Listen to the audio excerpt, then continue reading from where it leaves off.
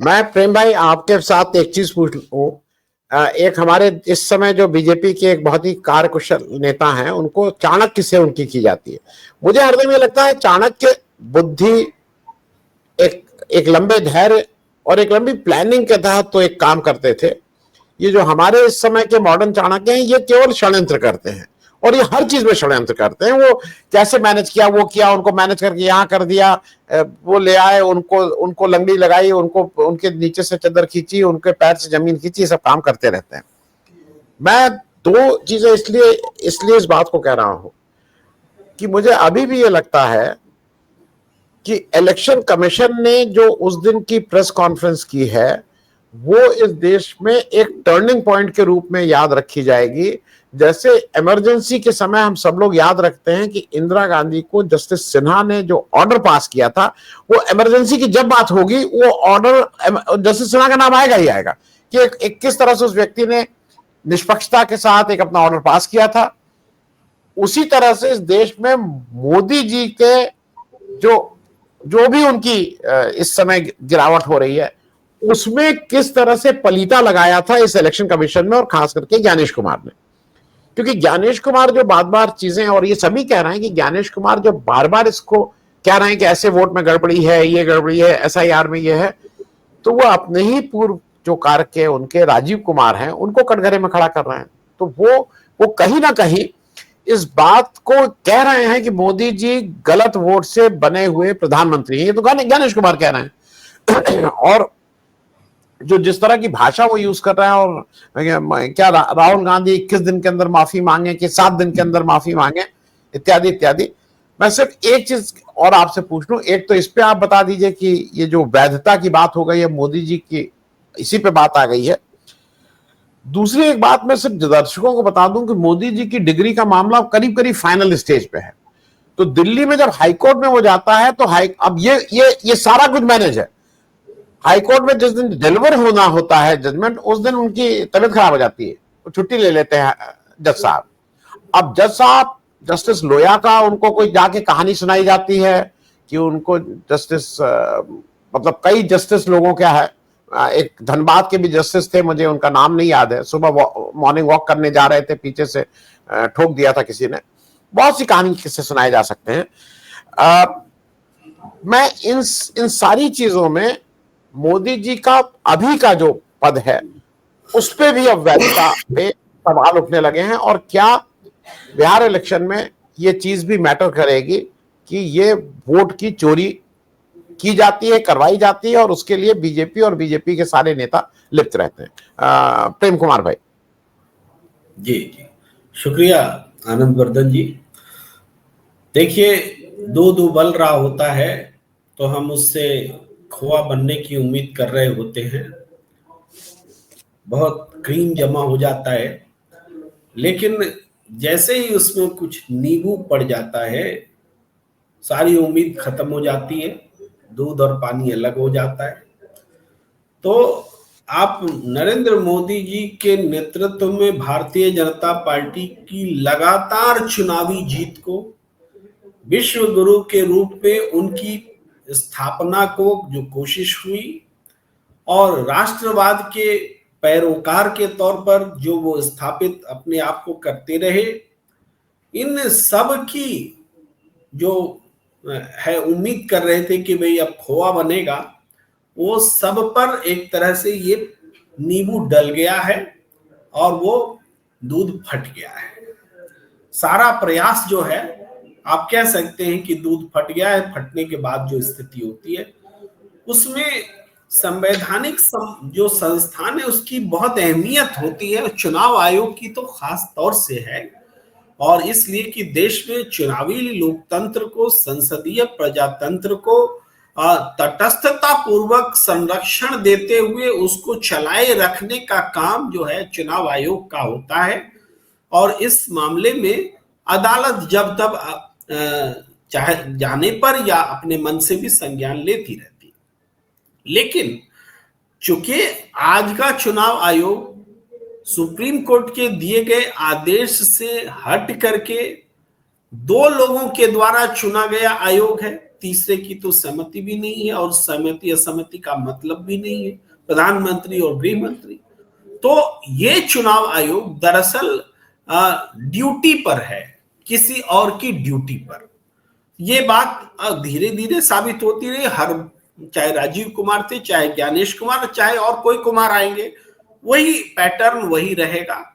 और इसमें एक बात जो हुई है वो ये कि चुनाव आयोग इस तरह से काम कर रहा है कि वो वोटर के अधिकार की, वोट के अधिकार की रक्षा करने के बजाय वोटर से उसका अधिकार छीनने के लिए काम कर रहा है। और ये अद्भुत है।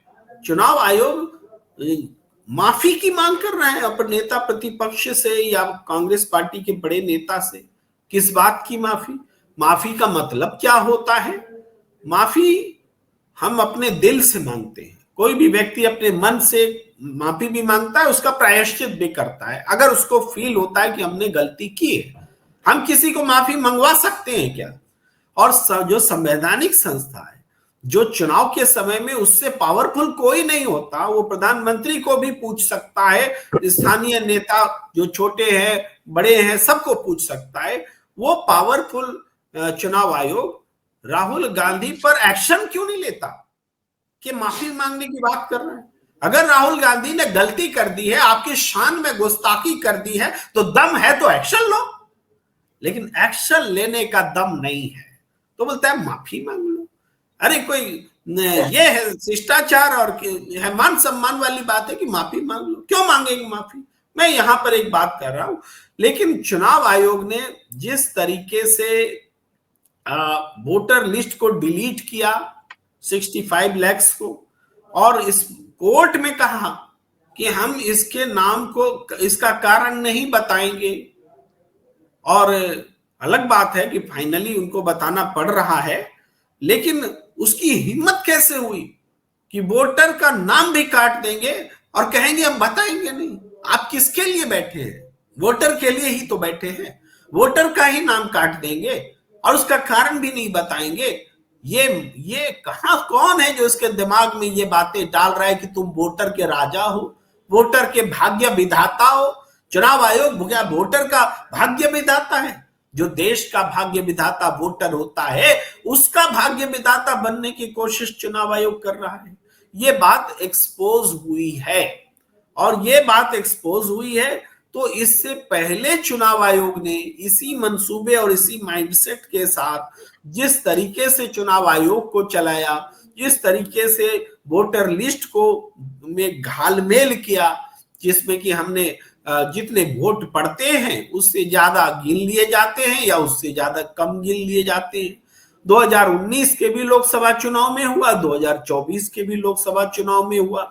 विभिन्न अभी तो चर्चा में है कि हरियाणा के विधानसभा चुनाव में 4 सीट को छोड़ के सभी सीटों पर वोट या तो अधिक है या तो कम है। भाई एग्जैक्ट वोट क्यों नहीं है? मशीन का जमाना है।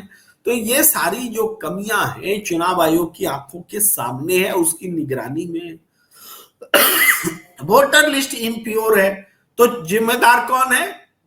मैं मर गया हूं, मुझे मरा हुआ घोषित कर दिया गया है, लेकिन मैं जिंदा हूं, तो मुझे मरा हुआ घोषित किया गया है और जिम्मेदार भी मैं ही हूं। मैं ही उनको रेक्टिफिकेशन के लिए आवेदन दूं कि हुजूर आपने मेरा नाम काट दिया है और आप हुजूर मेरा नाम फिर से शामिल कर लीजिए।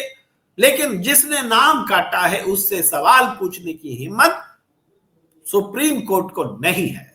सुप्रीम कोर्ट क्यों नहीं चुनाव आयोग से पूछता है कि नाम काटोगे तुम? और इसका जवाब सुप्रीम कोर्ट ही कहता है कि राजनीतिक दल क्यों नहीं दे रहे हैं। अरे राजनीतिक दल देगा जवाब कि चुनाव आयोग देगा जवाब कि नाम उसने क्यों काटे? राजनीतिक दल बता क्यों नहीं रहा है कि नाम काटे गए? अरे चुनाव आयोग ने बताया क्या पहले कि ये लोग हैं इसके नाम काटे गए? नहीं बताया। तो सुप्रीम कोर्ट भी अपनी जिम्मेदारी का निर्वहन नहीं कर रहा है। ये अलोकतांत्रिक तरीके से सुप्रीम कोर्ट चल रहा है, तो चुनाव आयोग के बारे में क्या कहें? तो राहुल गांधी ने जब कहा था लड़ाई इंडियन स्टेट से है, तो वो हर दिन हर पल ये बात साबित होती है, लड़ाई इंडियन स्टेट से है। हमें सुप्रीम कोर्ट से भी शिकायत है, हमें चुनाव आयोग से भी शिकायत और जनन्यून से शिकायत है, और हम उस शिकायत को सामने रखते हुए कह रहे हैं कि राहुल गांधी का संघर्ष बहुत बड़ा है, राहुल गांधी का संघर्ष छोटा नहीं है। इसी मायने में राहुल गांधी को हम ये मानते हैं कि उन्होंने पूरे देश में लड़ाई की, राजनीतिक लड़ाई की रेखा जो है बहुत बड़ी कर दी है। राजनीति जो पॉलिटिक्स में जो नए तरीके नरेंद्र मोदी और उनकी टीम ने इजाद की सत्ता में बने रहने के लिए, जिस पर चलते हुए आज तक आए हैं, उन तरीकों का प्रतिकार करने के लिए समय जरूर लगा राहुल गांधी को, लेकिन उन्होंने एक इनोवेशन किया, जनता के बीच में गए, यात्राएं की, यात्राओं को आधार बनाया, जनता की जुबान, और अब वोट चोर गद्दी छोड़ एक नारा जो बना है, इस 11 साल की घटनाओं का जो लोकतंत्र विरोधी घटनाएं हैं उसके जवाब में जनता ने एक लाइन का नारा बना दिया। नारे तो बहुत गढ़े जाते हैं, लेकिन जनता की जुबान पर सभी नारे नहीं चढ़ते। यह नारा जनता की जुबान पर चढ़ चुका है, वोट चोर गद्दी छोड़। यही राहुल गांधी की जीत है। एक लाइन में उन्होंने पूरे देश की सियासत को बदल दिया है। आनंद बदल जी।